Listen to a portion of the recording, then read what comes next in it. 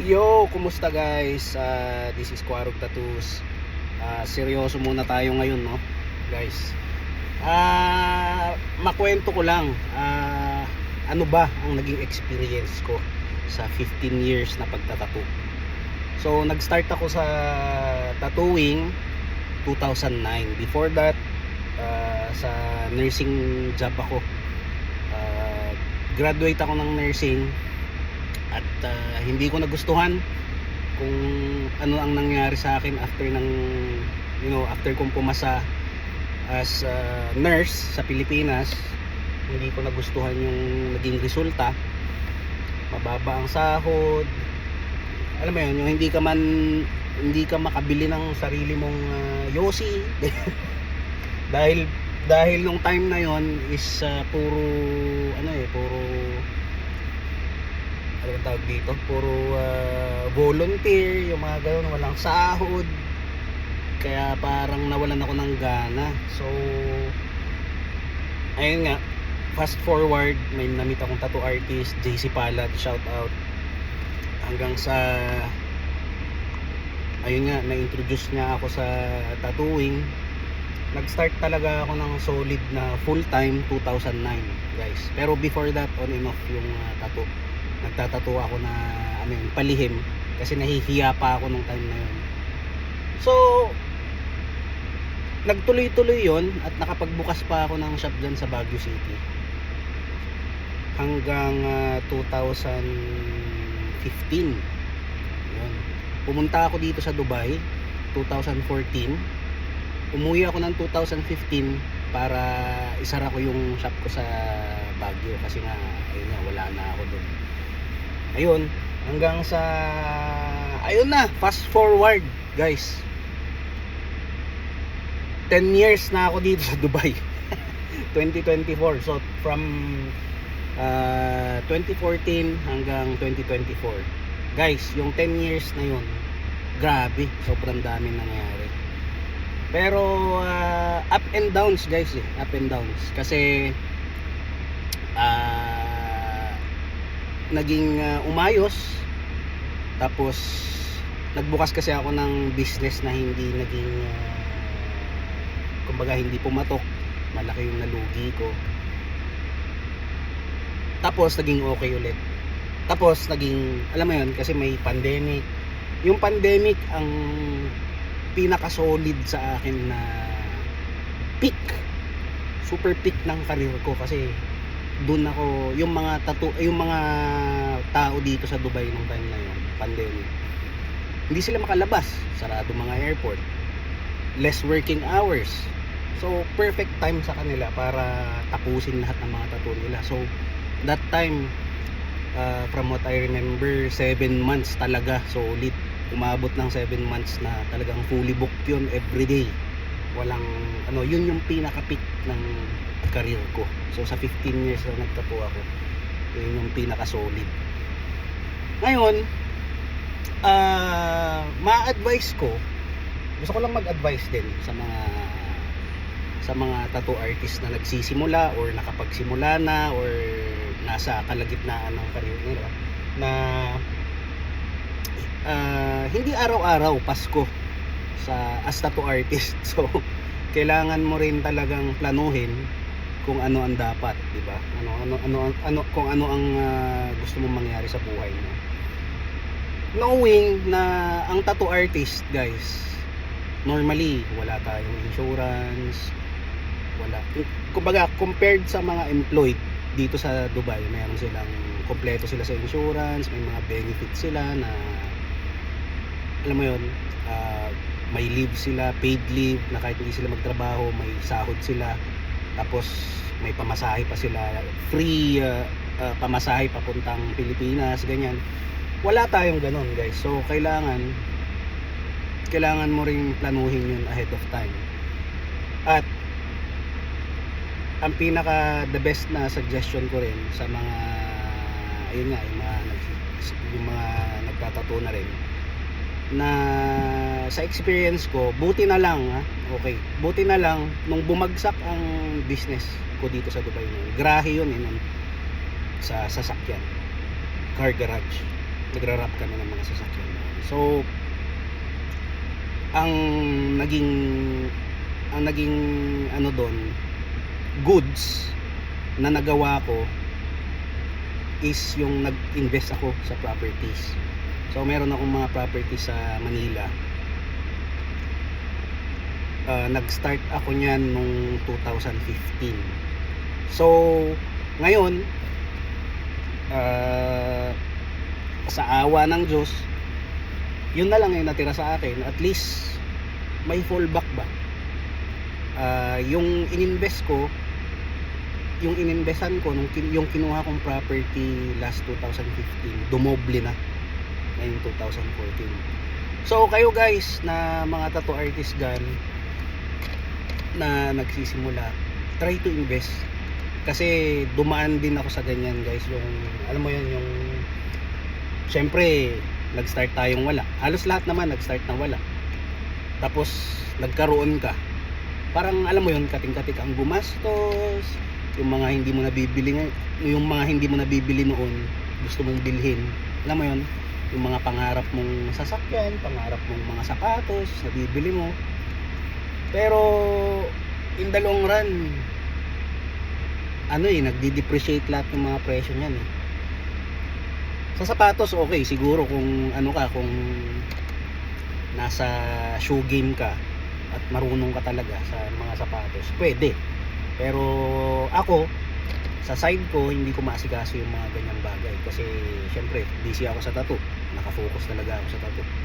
So para sa akin mas okay pa rin na meron kayong long term investment.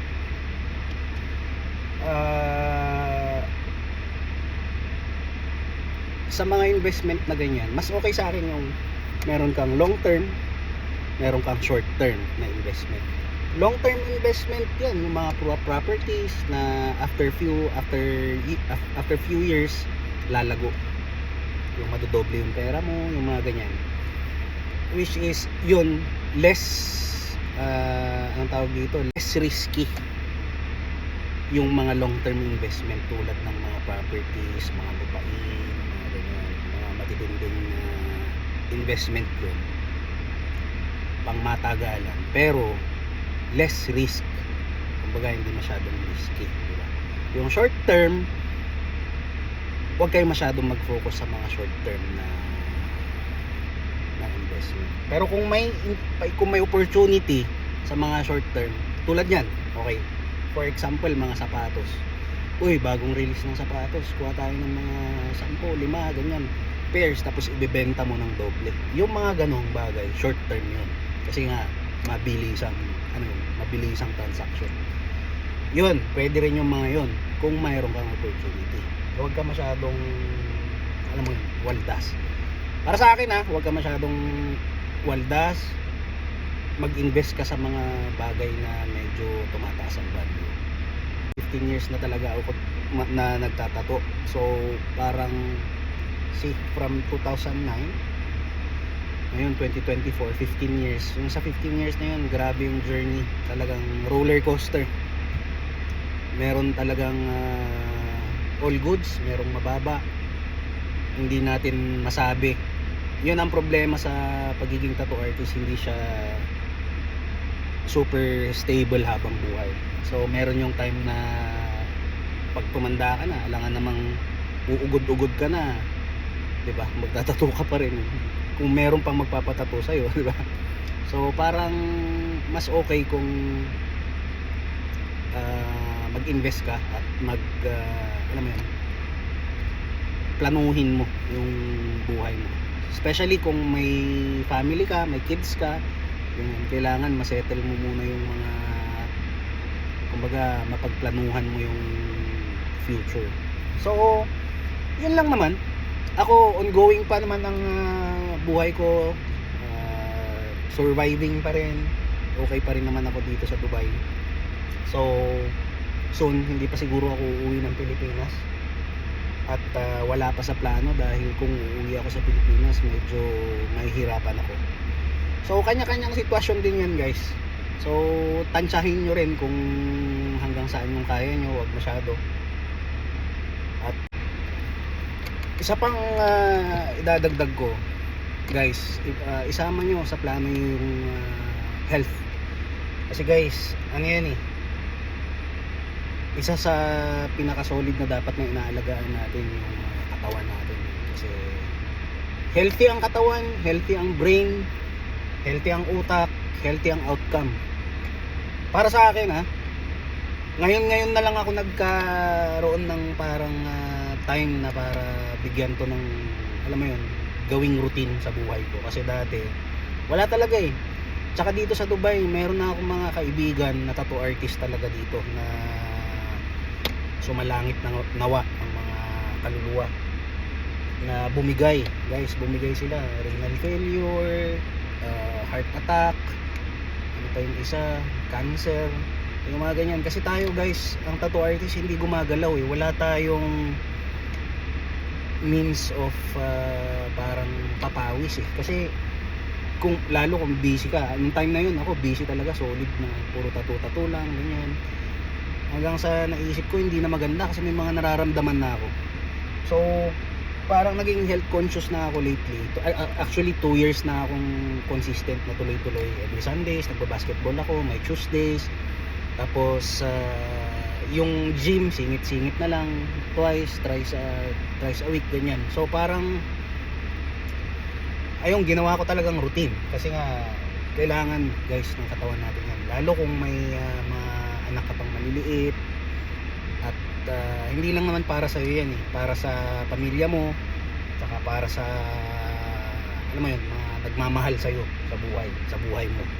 So mas healthy, mas okay, di ba? Kung may time ka, dapat bigyan mo na, kasi kahit 30 minutes lang per day pwede naman eh. Napaka-importante ang health guys, so huwag nating pabayaan ang katawan natin, okay? Kasi hindi mo alam kung, alam mo yun, ganyan ang buhay, mabilisan, maya nandyan na, tapos ka na, o kaya may nangyari sa'yo masama, patay, paano yung pamilya mo, diba? So yun lang naman. Ayun guys, meron akong idadagdag na rin, isa pa, naisip ko ngayon lang.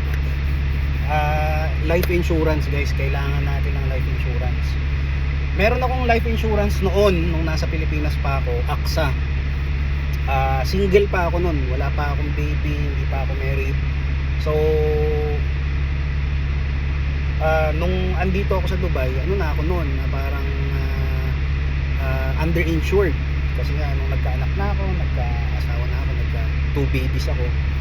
Kaya I think 2017 yun or 2016 nag-start ako ng MetLife dito, which is konektado doon sa bangko ko. So nagbabawas sila every month doon sa bangko ko para doon sa insurance, sa life insurance. So kailangan natin yun guys, hindi natin alam kung kailan tayo pipitikin ni Lord. Hindi natin kontrolado ang buhay. Anytime pwedeng may mangyari na kung tapos kung sakali man na may mangyaring ganun, at least, di ba, panatag ka kasi yung family mo may makukuha. Yung sa akin, yung MetLife ko, milyon na makukuha ng family ko. Kung sakali lang, nakunod talaga. Lord, wag naman sana. Pero, for safety, for the future of your family, gawin mo na yung insurance na yan guys. Kasi basta dun tayo sa legit na yung insurance. Huwag kayo basta-basta mag-i-invest sa mga kung ano-anong kumbaga kung ano-anong insurance company dyan na alam mo yan, wala sa list ng mga legit. Okay? So dun lang tayo mag-stick. Importante yun guys. Para sa akin, masyado nang mahaba. So sana may nakuha kayo doon at sana may i-share din kayo sa mga ibang artists kung sakaling mapanood dito. Okay? Yun lang po. Appear! Tattoo lang ng tattoo guys. Appear. Tuloy-tuloy lang ang buhay. Appear.